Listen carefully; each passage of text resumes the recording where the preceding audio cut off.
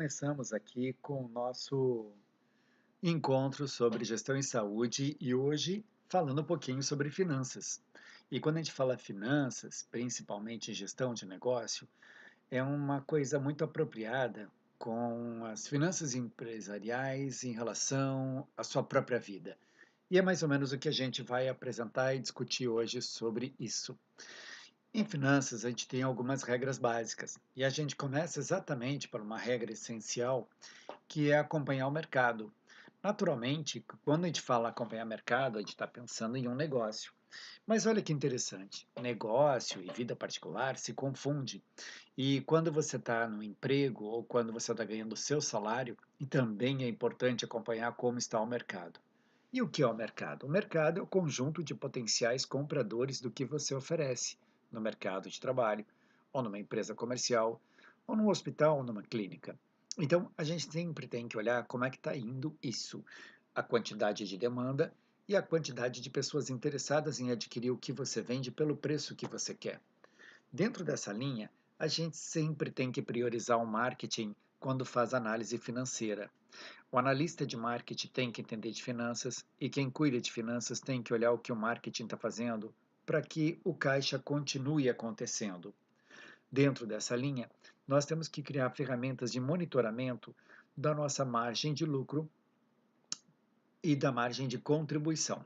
Quando a gente fala de margem, é o que sobra, ou seja, depois que você recebe o seu ganho por um determinado atendimento, ou pelo serviço que você prestou, ou pelo seu salário, você tem que ver o que você gastou, e gasto é qualquer despesa ou custo que você tem no processo, e o que sobrou. Então, se você vai vender, por exemplo, atende uma consulta e aquela consulta te rende R$ 150, aqueles R$ 150 ele vai pagar uma série de despesas. E o que sobra é a sua margem. E a figura do lucro já é um pouco diferente.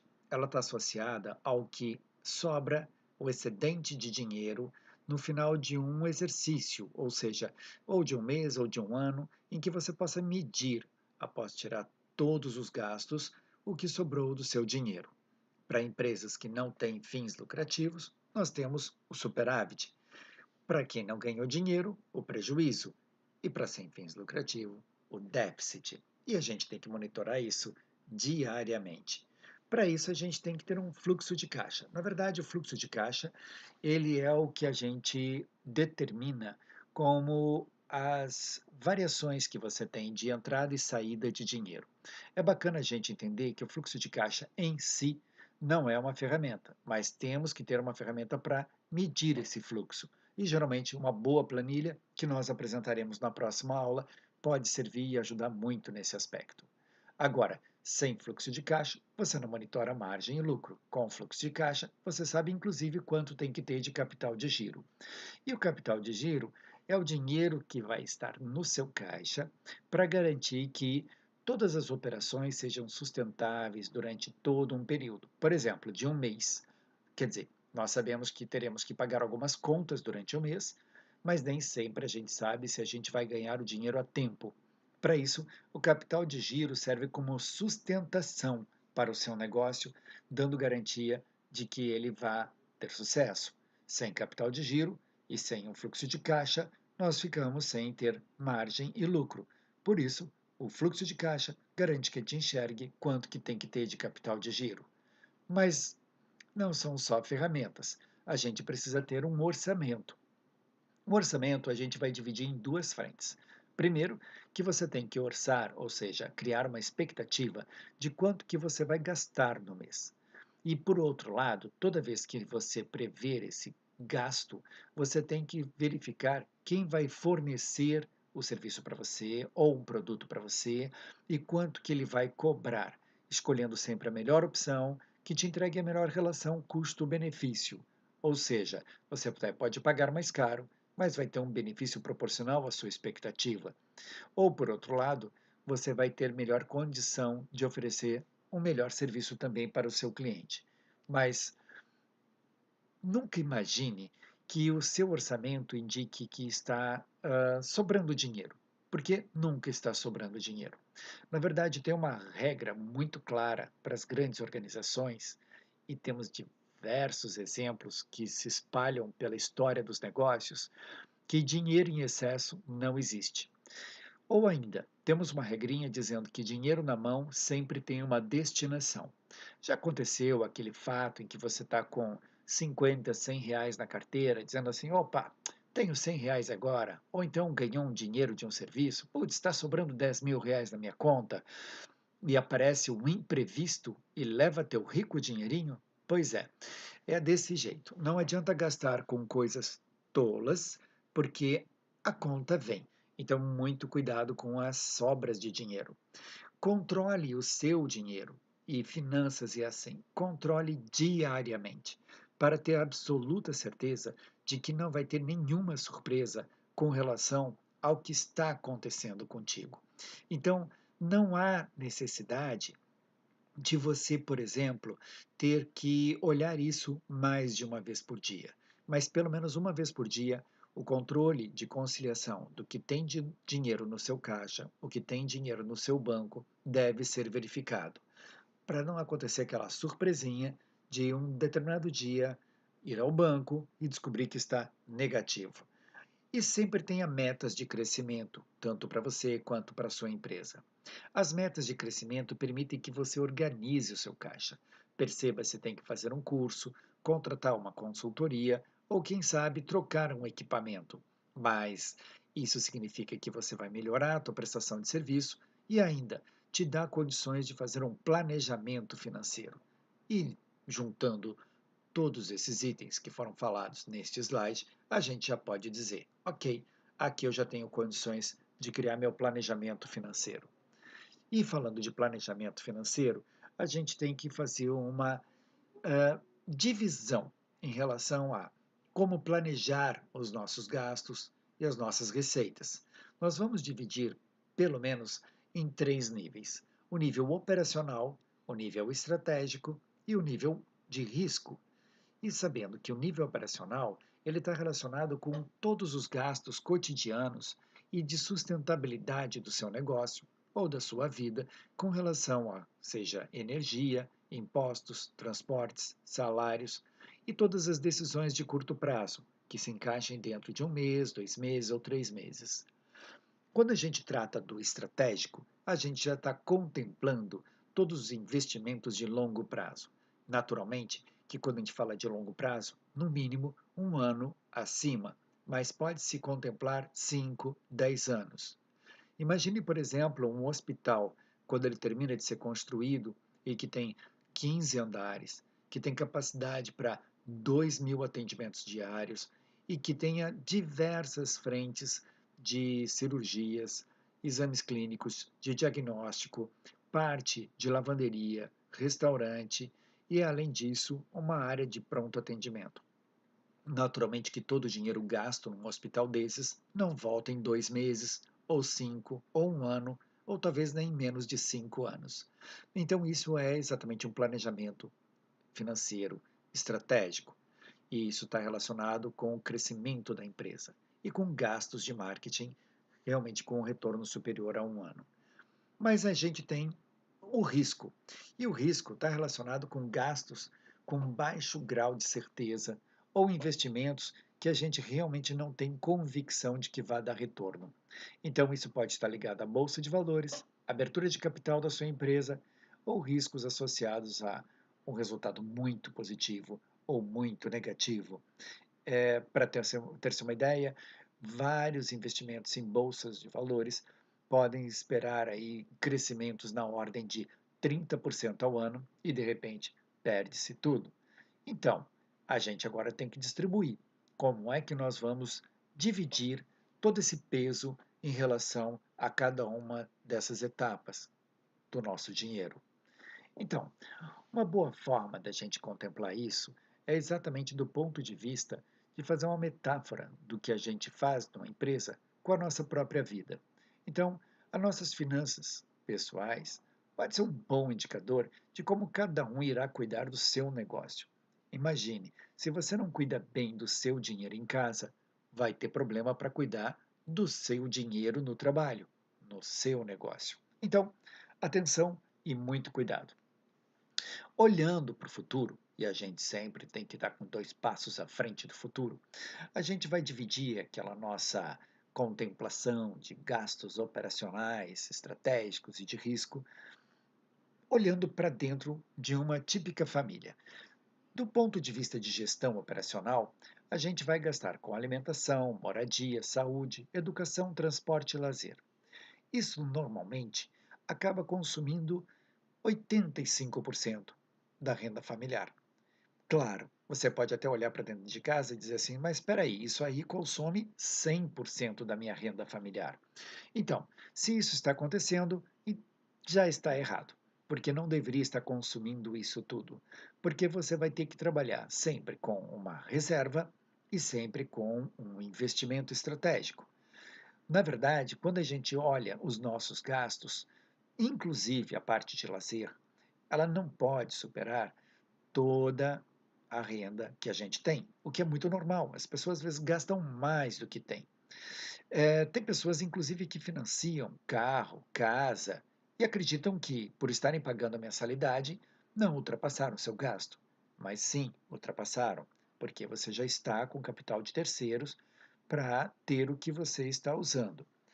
Agora, se você consegue limitar a 85%, e esse não é um número médio, não é um número estatístico, não é um número mágico, é um número indicador que você pode flutuar ele para 90, para 80 ou deixar no 85, você vai poder ter condições de garantir uma gestão estratégica do seu dinheiro. E então você pode ter uma parte do seu dinheiro para grandes sonhos. E é lógico, não serão os 15%. Nesse caso, a gente vai deixar apenas 12% para os planos especiais da sua vida. Lembrando que a gente está fazendo uma metáfora aqui em relação a uma empresa. Então, o que vamos comprar no futuro? Imóveis, fazer grandes viagens, casar, ter filhos, a aposentadoria. Então, tudo isso é importante. E não pode consumir também todos os 15%, porque a gente precisa de uma pequena reservinha para algumas ações mais específicas e de maior aposta de resultado. Então, nesse caso, nós vamos fazer uma eterna reserva de dinheiro para termos como alcançar alguns sonhos especiais. E não, e essa é a parte importante, e não ficar financiando tudo que a gente faz na vida. Por último, nós temos o investimento de risco. E a gestão de risco, ela está diretamente relacionada com aspectos associados a investimentos, bolsa de valores, abertura de um novo negócio e, é lógico, também uso de capital de terceiros, que às vezes pode impactar também na questão dos juros. E aí sim, se a gente errar o alvo, a gente não perde demais, em torno de 3%. O que pode acontecer é o fato de você vir guardando dinheiro ou colocando na bolsa de valores 3% ao mês do seu ganho, e daqui a pouco você tem um grande valor acumulado. Lembrando que quando a gente fala de uma vida de uma empresa, 30, 40, 50 anos, ou da sua vida, 30, 40, 50 anos de poupança, o dinheiro cresce e cresce bastante, mesmo sendo um pouquinho a cada mês.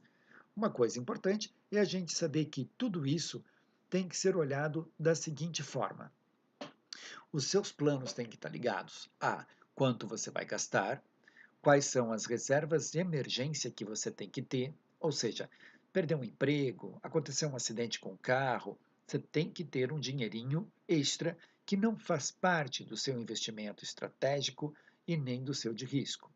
E os investimentos, que aí sim você está olhando num horizonte bem distante. Bacana. E como é que ficaria isso se fosse efetivamente a nossa própria vida? Vamos imaginar que você esteja aqui por volta dos seus 20 anos e você fosse fazer um plano até você se aposentar. Bom, nessa hora, a gente pensaria que até os 40 anos, a gente poderia ter um grau de risco maior, porque qualquer coisa que acontecesse errado aqui, nós teríamos tempo ainda de corrigir o caminho até chegar à nossa aposentadoria. Pensando, lógico, que a aposentadoria não é uma obrigação de parar, mas basicamente diminuir a velocidade e a aceleração com que a gente faz as coisas. Sempre considerando que gasto operacional ele começa quando você começa a sua área ou sua vida produtiva e termina quando sua vida acaba. Então, sempre a gente vai ter gastos com saúde, transporte, lazer, viagens, enfim, educação, tudo aquilo que já foi listado. E por último, a gestão estratégica do seu dinheiro. A gestão estratégica do seu dinheiro deve começar aqui. E aí vai uma pergunta: quem já está guardando para a aposentadoria? Ou quem está guardando para a pós-graduação? Ou quem está guardando para a compra do imóvel? Ou para a compra do seu carro? Então, o ideal é que você faça um planejamento. Por exemplo, vai ter filho aos 30 anos? Perceba que aos 40, provavelmente eles já vão estar aptos a fazer cobranças maiores sobre o que querem, e aos 50, eles já estarão na faculdade. Imagina você ter que ficar correndo atrás de muita grana para pagar um excelente curso para o seu filho. Então, o que você faz? Gestão estratégica. Você guarda o dinheiro aqui para quando ele for fazer faculdade aqui. Nos 50 anos, você vai estar tranquilo, eles vão ter faculdade e não vão se preocupar com mais nada. Por outro lado, você pode imaginar que aqui, quando ele entra na faculdade, quer um carro, quer independência, e nem sempre está pronto, totalmente pronto para entrar no mercado de trabalho. Então há uma relação de interdependência. Ah, não quero ter filho. Bacana. Então quais são os seus projetos? Uma empresa? Os primeiros 10 anos ou 5 anos da sua empresa vai consumir muito esforço financeiro e de energia para ela crescer. E depois você vai poder concluí-la ou tirar proveito disso.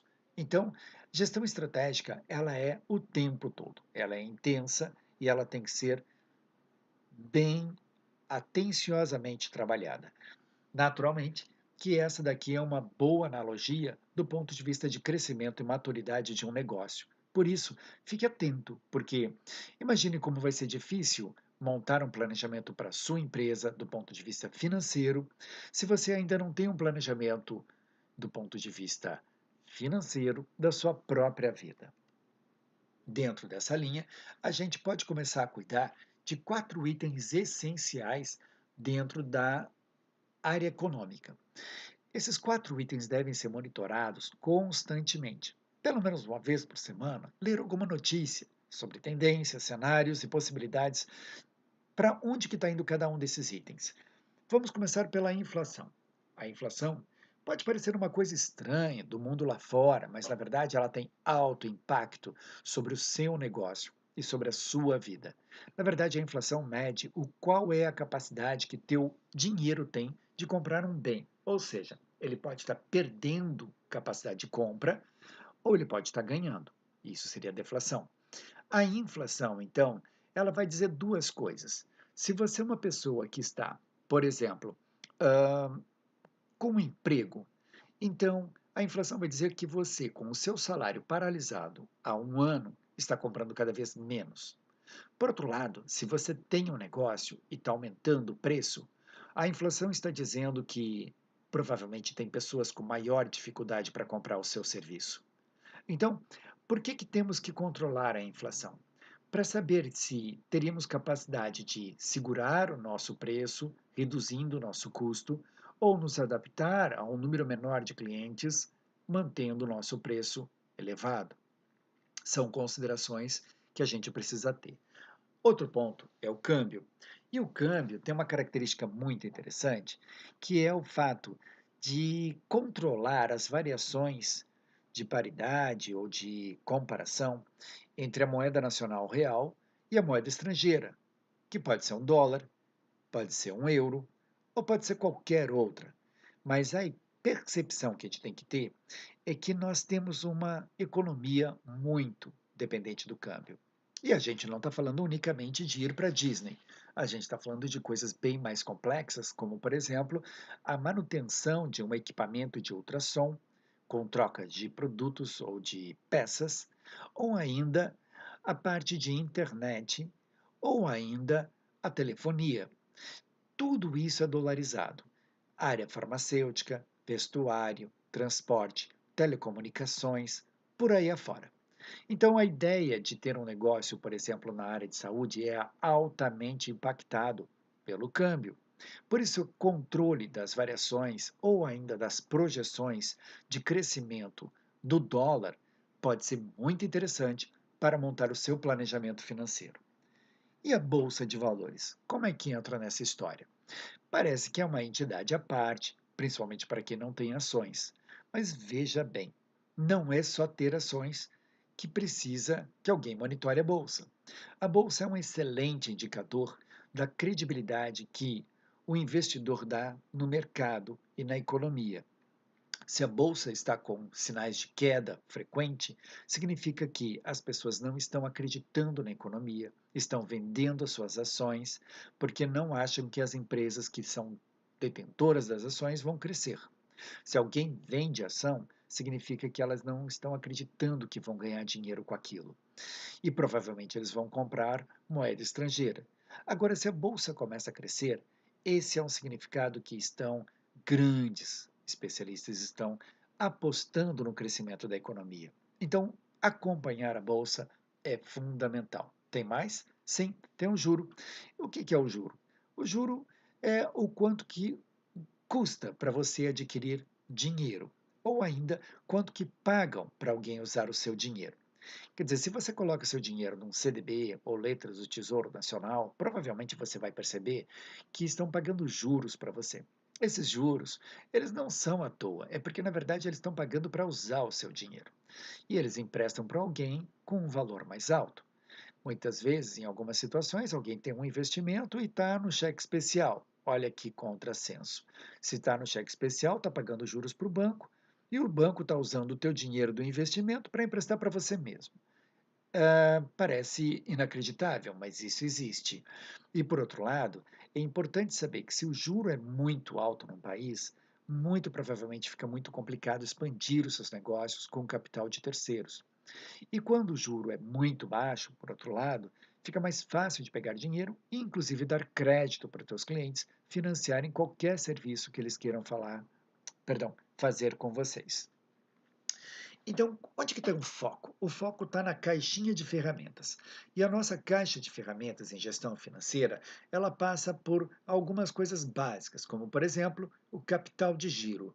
Nunca crie um endividamento muito alto que não permita você ter capital de uma reserva para garantir todos os seus pagamentos. Outro ponto é o orçamento. Faça orçamento sempre. Sempre faça um orçamento do mês seguinte, sempre faça um orçamento de uma aquisição nova para a sua empresa e nunca deixe de pesquisar. Sempre a melhor opção. Finalmente, a gente tem um fluxo de caixa, que é um controle básico que garante que você perceba o que está acontecendo com a sua empresa ao longo do ano.